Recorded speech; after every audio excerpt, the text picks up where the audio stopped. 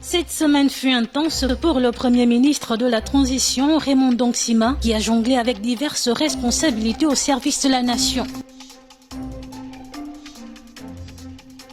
Au moment où une mission du Fonds monétaire international, FMI, séjourne à Libreville du 23 janvier au 6 février prochain, le chef du gouvernement de la transition a reçu lundi le secrétaire général de l'Organisation des pays exportateurs du pétrole, OPEP. Mardi, le chef du gouvernement s'est entretenu avec la directrice de l'Agence française de développement, AFD, occasion pour cette dernière de réaffirmer l'engagement de l'agence d'accompagner le pays dans des projets de développement. De mardi à mercredi, pas de répit. La visite de la Confédération de la Chambre de commerce des Émirats arabes unis conduite par son secrétaire général qui souhaiterait investir dans des secteurs porteur de croissance.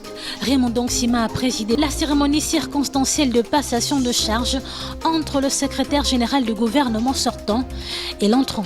Au cours de la même journée, une délégation du groupe Agreco est venue manifester au chef du gouvernement son ambition de revoir son contrat à l'effet d'augmenter sa production au Gabon. Jeudi, le patron de l'administration gabonaise a reçu d'un main du ministre de la Communication et des Médias, porte-parole du gouvernement, le rapport sur l'évaluation de l'état de préparation sur l'intelligence artificielle. Acteur majeur dans la production en eau et en électricité en Afrique, Eranov est venu réaffirmer son engagement au Premier ministre de la Transition. Cette audience a été suivie de celle du DG de la Kestab, venu présenter la situation de son entité et annoncer la tenue en février prochain d'un atelier pour relancer la filière café-cacao au Gabon. Séance de travail entre les nouveaux membres du barreau du Gabon, conduite par le bâtonnier Maître Bamsima. Il sollicite des hautes autorités un accompagnement pour un fonctionnement optimal de l'entité juridique et a fait l'annonce de la préparation de la célébration du cinquantenaire du barreau. Le PMCGT, entouré des membres du gouvernement, a présidé un conseil de cabinet qui consistait à coordonner l'organisation du premier programme de renforcement des capacités